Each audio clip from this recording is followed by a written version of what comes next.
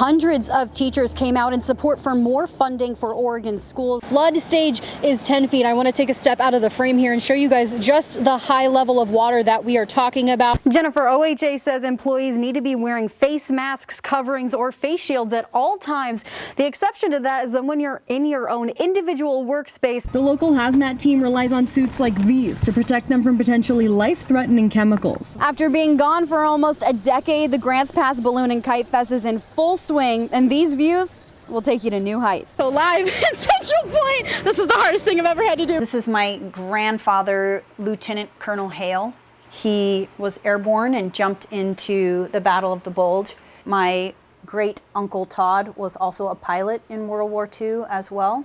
Marna Mitchell comes from a military family. She even had relatives serve in the Revolutionary and Civil Wars. My dad served on the USS Turner Joy, which fired the first shot and last shot of the Vietnam War. My stepdad was in the Navy on the USS Saratoga.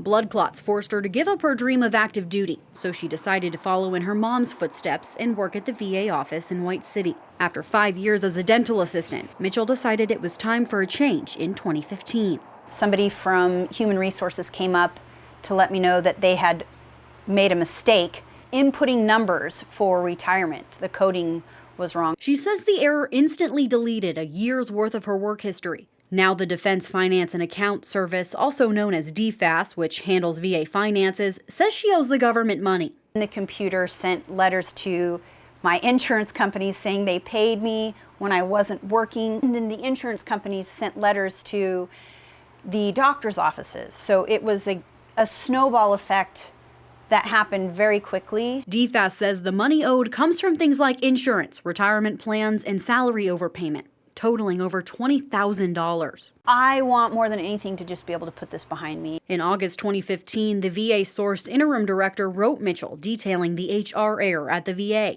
She said they fixed the problem. Mitchell's balances had been resolved and all remedy actions were complete. But then in September, more letters came in.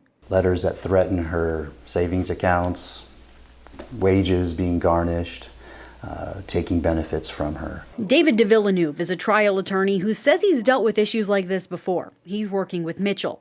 He says if it wanted, the government could take the money out of anywhere, including military retirement accounts. When you get a letter from the government suggesting that you have money that belongs to the government, you wake up every day worried that your bank accounts could disappear, your savings could disappear, your tax return will never come. De Villeneuve says that's what he and Mitchell are afraid of, all because of what they call a simple mistake. We have correspondence from the government where they admit that this is the mistake that they created.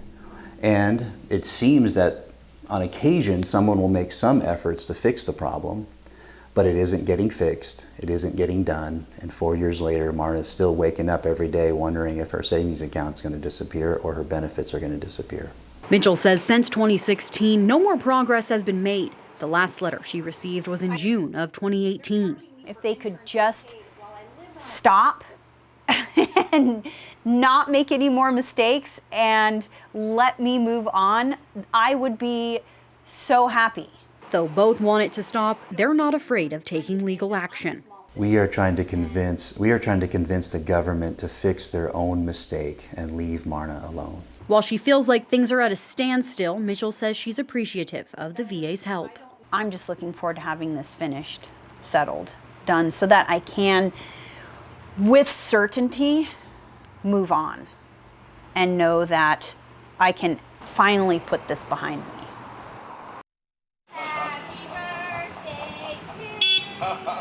Liam Warner was supposed to spend his 10th birthday playing laser tag until coronavirus. That's what happened. The outbreak pushed back Liam's party. Expecting to spend his first day in double digits stuck at home, he had no idea what was waiting for him outside. Pretty much everybody in my class drove by and honked and waved. Around 15 cars joined together for a birthday parade. Almost all of Liam's 4th grade class at Central Point Elementary, former teachers, and vice principal and principal came out to celebrate. I loved it. Best birthday ever. Did you have any idea that all your friends were going to be outside? No. I just thought we were going to see a cute little bird in a nest. I did not expect everybody in my whole class to drive by and honk and yell happy birthday. Needless to say, it'll be a day he'll never forget. Do you think that your 11th birthday is going to top this? No. Do you think any birthday is going to top this? No, not even close. In Central Point, Nicole Costantino, I love my friends. NBC 5 News. The need for the water treatment plant is becoming greater every day. Built in 1931, the city of Grants Pass says its water filtration plant has seen better days. The council felt that it was time to move. This is the current water filtration site on M Street. The city says it's crumbling. If something like an earthquake were to happen, it would only be able to supply the city with enough water for 2 to 3 days. For years, the city has had their eye on this property on J Street. The problem is it belongs to Copeland Sand and Gravel, and it's not for sale. But the city wants it, and they're going to take it through eminent domain.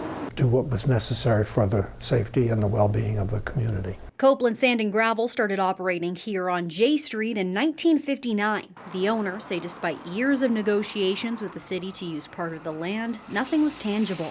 We've never had a scenario which we felt even came close to addressing the issues of our companies, of our employees, the renters we have on property, and for that matter, the general public. The negotiations have not produced anything up at this point, and so the council felt that the well-being of the city was most important. Oslin hoped his company, now 7 decades in the business, could stay on site for a few more years before leaving. The city claimed the two couldn't reach an agreement. But this is an action the council really did not want to take. It was they bent over backwards in negotiation to see if it could be done without a lawsuit. Later this month, the city will file a lawsuit to take approximately 10 acres of the almost 17-acre land, saying what's left will still allow Oslin to maintain current operations.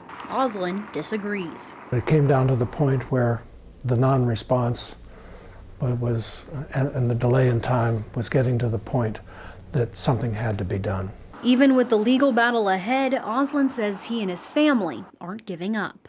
In Grants Pass, Nicole Costantino, NBC 5 News.